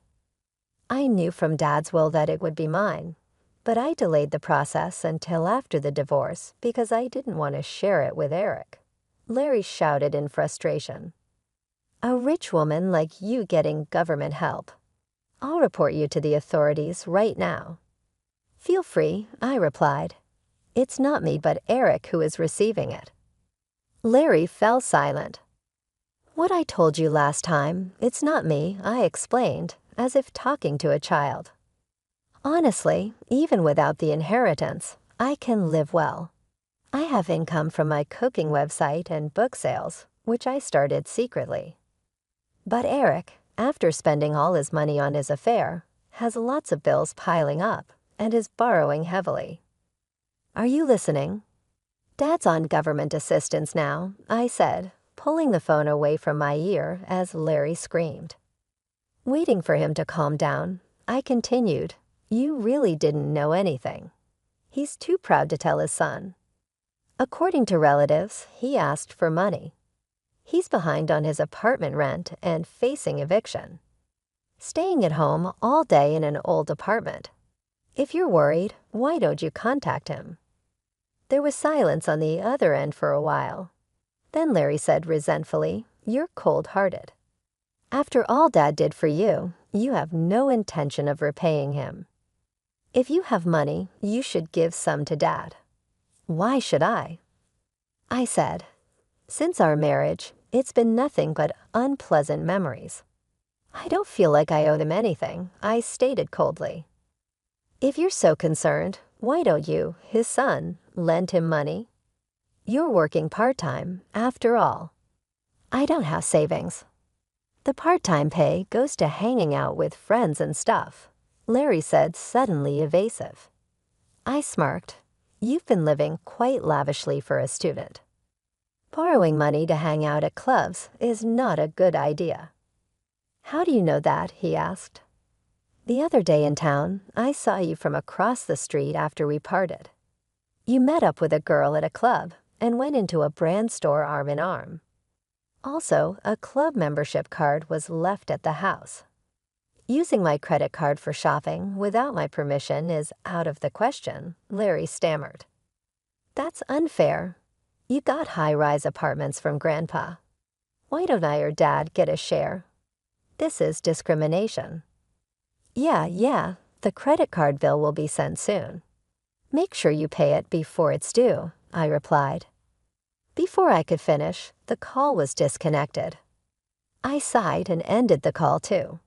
Just when I thought it was all over, a few months later, Eric and Larry showed up at my parents' house without any notice. The doorbell rang nonstop, and when I answered, there they were, expecting they came to ask for money. I let them in to avoid causing a scene in the neighborhood. Eric and Larry, who used to look so stylish, now appeared completely different, wearing wrinkled shirts and dirty pants, with lifeless and gaunt eyes, yet they still had the energy to be sarcastic. As they walked into the living room, Eric looked around and sneered, "Same old house, huh? Why not sell one of those high-rise apartments and rebuild this place? Do something nice for Mom. Living miserably on her pension. This is Dad's house, and we like it this way. More importantly, when are you two planning to pay me back? You're past the deadline, I said. Eric, lifting his chin arrogantly, replied, Michelle, I'll forgive you now. So let's remarry. You started a cooking site, right? If you manage the household perfectly, I'll even let you work. So come back. Such a generous dad, forgiving the wife who abandoned her husband and child. So Mom, why not live with Dad again? Living with just two women must be insecure. Stunned, I was speechless after a moment. Intense anger welled up inside me. Don't joke with me. How much more do you plan to ridicule and fool me? I shouted at the astonished Eric and Larry. After treating me like nothing more than a housekeeper, insulting me, not providing proper living expenses, and then kicking me out, now you want me back just because you found out I inherited high-rise apartments. No way. What, you're going to abandon us? Rich people really are stingy, knowing we're struggling with money and still demanding pay. You're heartless. You were poor yourself until recently. Don't get cocky, Eric retorted in the middle of the argument. Mom returned from shopping. Eric and Larry immediately started buttering her up. Please lend us some money. We'll probably pay it back. Besides, isn't it unfair that only Michelle gets Grandpa's inheritance? Give me one of the high-rise apartments too. Hi, Grandma. Long time no see. How have you been, Grandma? Please persuade Mom to remarry Dad. He doesn't want to break up, but Mom is being stubborn. Mom, surprised at first, changed her expression upon hearing their words. She placed her shopping bag on the floor and let out a deep sigh. So shameless, both of you, she said. What? Eric and Larry responded, confused. I'm telling you to have some shame, Mom shouted suddenly. Startled by her loud voice, Eric and Larry were understandably confused. Mom usually never scolded them sharply. I've heard everything about the divorce from Michelle. I can't believe you have the nerve to show up here, Mom said firmly. No, Michelle's exaggerating. You have to listen to our side too, Eric said quickly. That's right, Grandma. Mom is quite the liar, Larry added. I remember how well you two behaved at my husband's funeral. Mom cut off Larry's words sternly, not greeting me or the relatives, yawning through the service, and leaving before the coffin was sent off. And now you dare ask for his inheritance. Go back to sleep. She drove them to the front door and glared at them one last time. You two are now strangers to us. Don't come here again. If you do, I'll call the police. Mom threw their shoes out the door, forcing them to leave in their socks, and immediately locked the front door. Eric, who had been avoiding paying me, was advised by his lawyer that a lawsuit would cost even more. Reluctantly, he finally transferred the money to my account. Even though Eric was fired from his job, he couldn't find another one. His in-laws, hearing about his situation, for relatives stepped in to cover his debts. They visited my parents' house and apologized profusely for Eric's behavior. Later, Eric, having given up on finding a new job, returned to the countryside, pretending he was helping with the family's farming. However, the story of our divorce spread through the village, leading both children and elders to point and laugh at him. There's thrifty Uncle Eric, even with a degree from a good university and a job at a big company. What's the use if your wife leaves you for being too arrogant? They would say.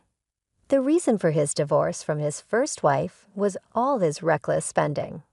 He'll never change. Being mocked by the villagers was embarrassing.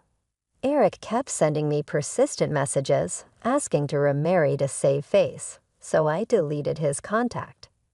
His mistress, apparently no longer interested after the money ran out, had long since left him. I found her with the detective's help and made sure she paid the divorce trial security deposit. I also made Larry pay back the money he used on the credit card without permission. Even though he was enrolled in a prestigious university and was on track to become successful like his father, Larry started skipping classes and fooling around. This led to failing grades and eventually getting expelled. His friends and girlfriends were worried, but Larry in his arrogance pushed them away with his prideful comments. He then had a big fight with Eric, saying, "You're my father, but you won't help pay off the debt." Now they don't talk to each other. Larry lives alone in a small apartment, getting by with part-time jobs. Gone are the days of buying whatever he wanted and making sarcastic remarks despite his high earnings. For me, it's a refreshing change. My cooking website is doing well, and I signed a book deal. I moved to the top floor of the high-rise apartment I inherited from Dad. Mom is still healthy at 75, and the high-rise is close to our family home, so it's convenient if she needs anything. I'm planning a surprise hot spring trip for Mom's upcoming birthday. Though my marriage didn't work out, I want to keep having a good relationship with Mom.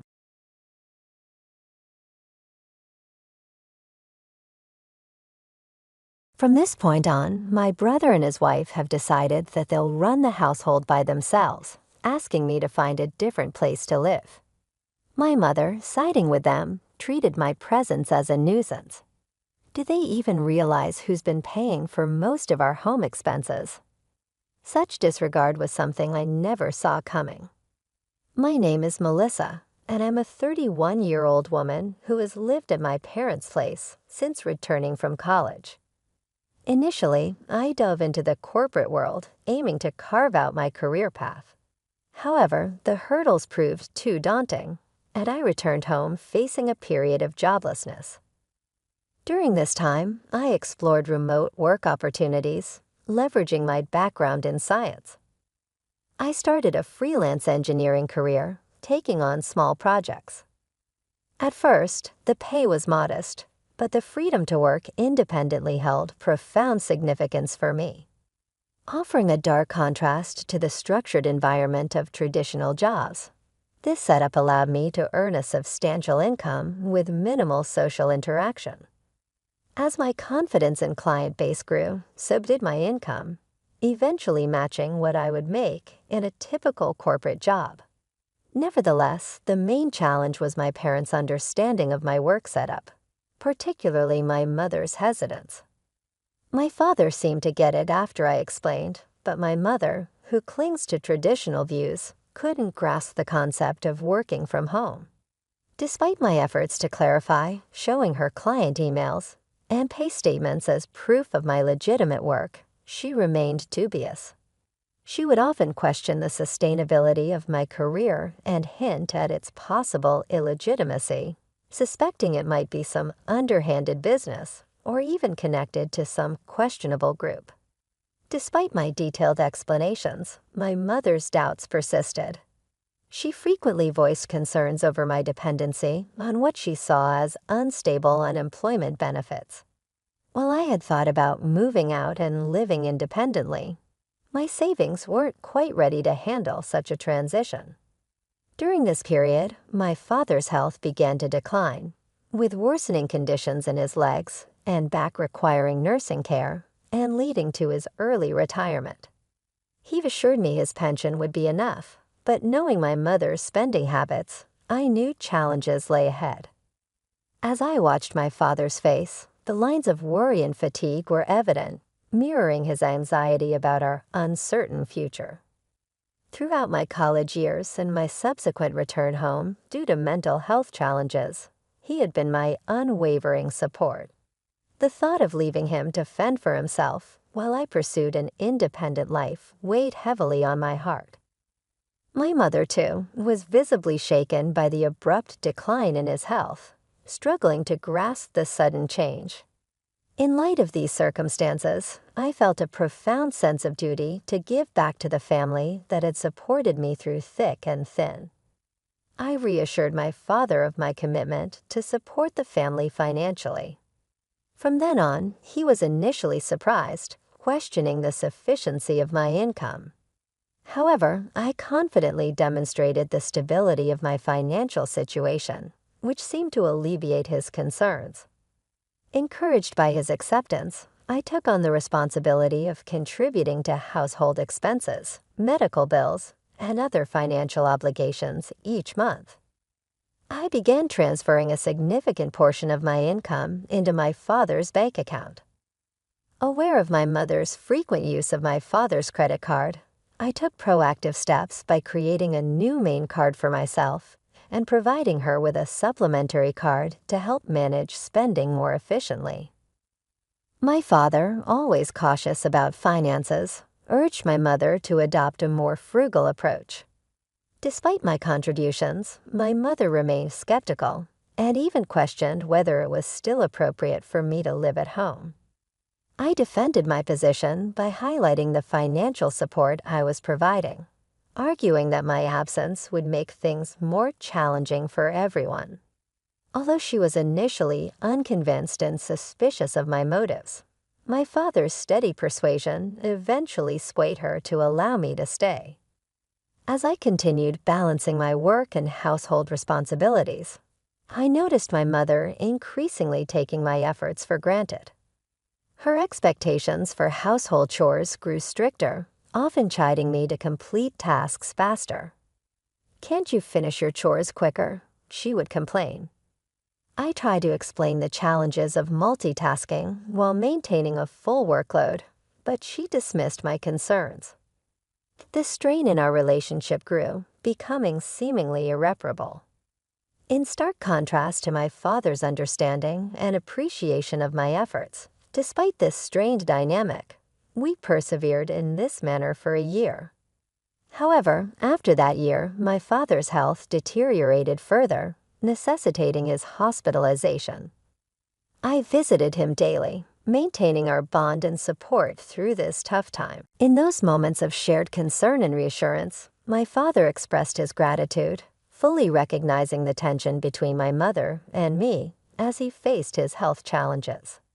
Despite the emotional toll it sometimes took on me, I stayed committed to supporting my family, drawing strength from memories of my mother's dedication during my student years.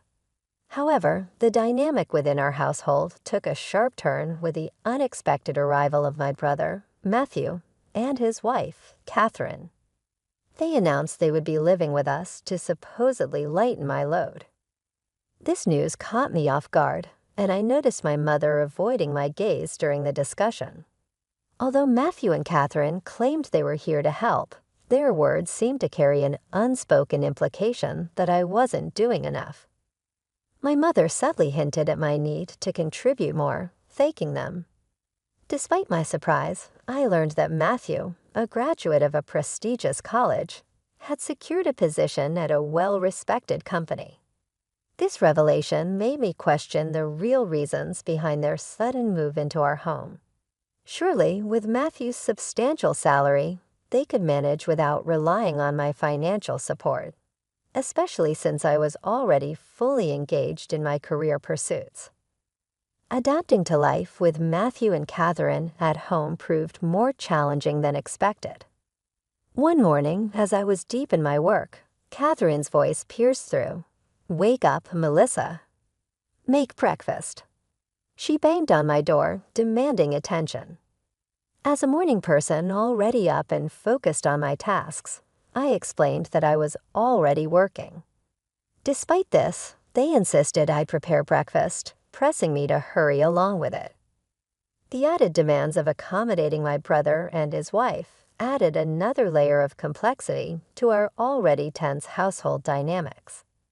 Catherine demanded I get breakfast ready, her tone leaving little room for protest. Reluctantly, I dragged myself to the kitchen. Our family usually enjoyed a leisurely pace in the morning, savoring meals when everyone, including my mother and Catherine, was around. I had always thought it was common for a wife to prepare breakfast for her husband, but Catherine insisted on a collaborative effort, and so I joined them. Despite my best efforts, their dissatisfaction was immediately apparent. "Is this what you prepared for breakfast?" "This isn't enough," they critiqued.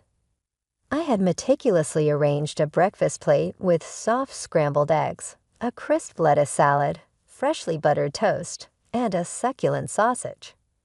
Thinking it would be appreciated, yet it seemed I had somehow missed the mark. "You don't have to eat it," I retorted, surprised by their blunt criticism. Their shock was palpable, and quickly their surprise turned to confrontation. They questioned my attitude and demanded to know who I thought I was. My brother, often condescending and perhaps influenced by our mother, mocked me despite my attempts to explain my work commitments. They dismissed them outright. "What kind of work is that?" "Are you crazy?"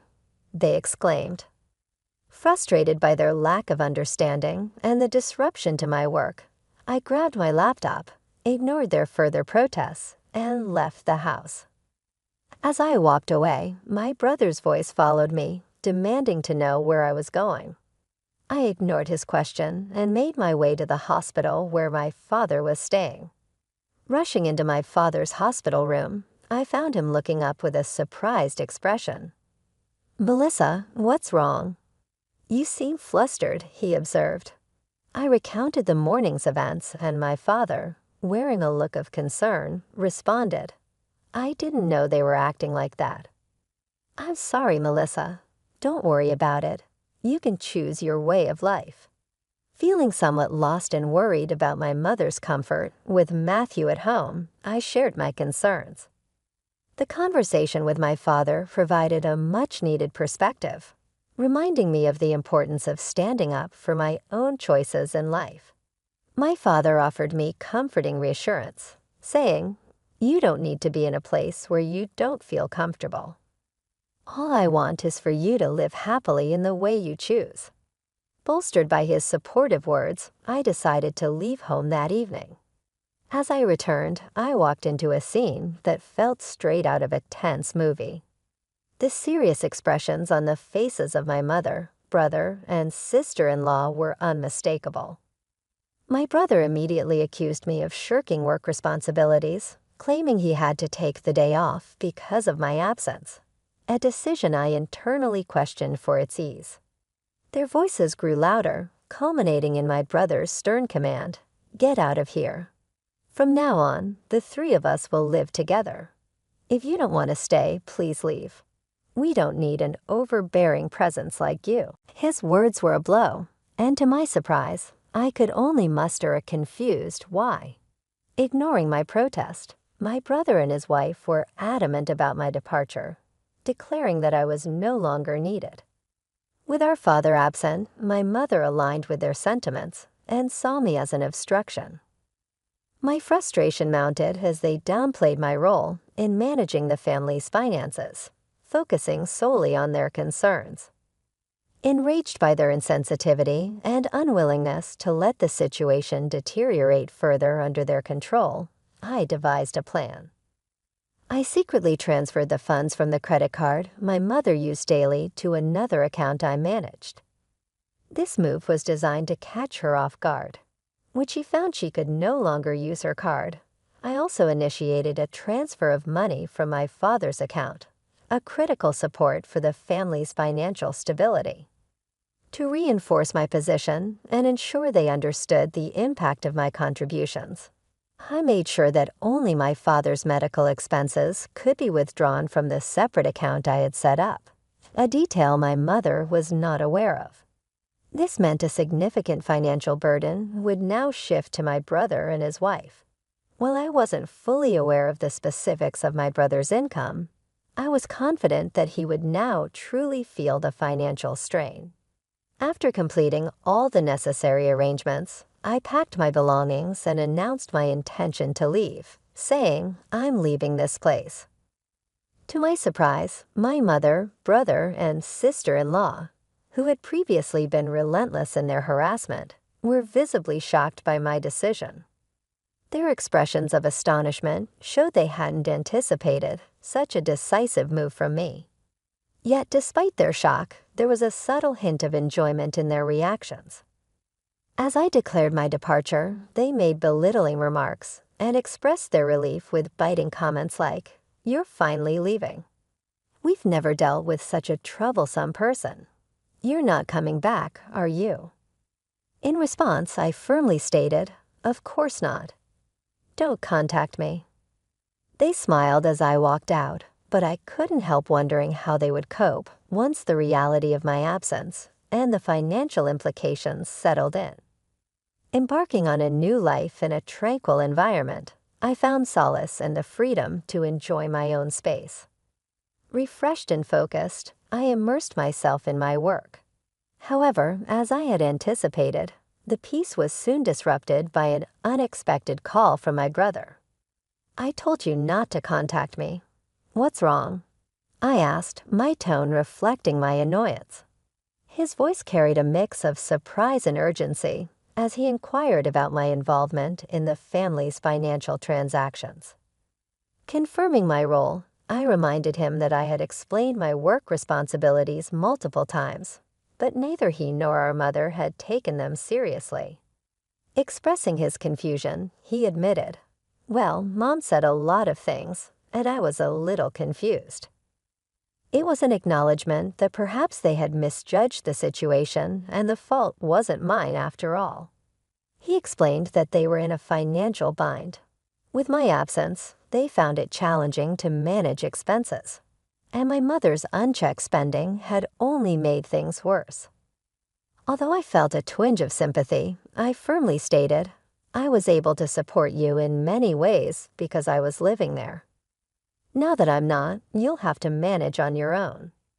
The situation took an unexpected turn when my brother urgently contacted me, asking for help to transfer money into his bank account. Baffled, I half-jokingly asked if he was serious, especially since he had been working at a sizable company. To my surprise, he admitted he had been fired due to a significant error at work. This revelation left me momentarily speechless. It seemed he might have moved back to our parents' home under the assumption that there was plenty of money to go around, possibly relying on the idea of a stable pension after our father's retirement. Wanting to clarify the extent of my financial contributions to the household, I found a certain irony in imagining his shock upon discovering the reality. His wife and my mother also joined in pleading for financial help, claiming they were nearly out of savings. My mother even disclosed that my father had decided to stop contributing to the household finances. In response, I declared that I had supported them sufficiently and urged them to work hard and support themselves. I chose to cut off communication, emphasizing my decision to distance myself from their financial difficulties. Meanwhile, my father, aware of the tension in his relationship with my mother, consulted a lawyer and decided to pursue a quieter life elsewhere. I continued to visit my father daily, maintaining our close relationship. During one of these visits, a friend informed me about my brother's ongoing struggles, further highlighting the consequences of their lack of financial prudence. He had settled into a modest apartment, adopting a frugal lifestyle. Meanwhile, my mother, who had always been a homemaker, struggled to adapt to her new job, and my brother found it challenging to mesh with the opinions of his younger colleagues. Despite his wife's efforts to support him, she eventually found the pressure overwhelming and chose to leave, forcing my brother and mother to face their challenges on their own. Concerns lingered about my mother, who continued her old habits of overspending, leading to mounting debts.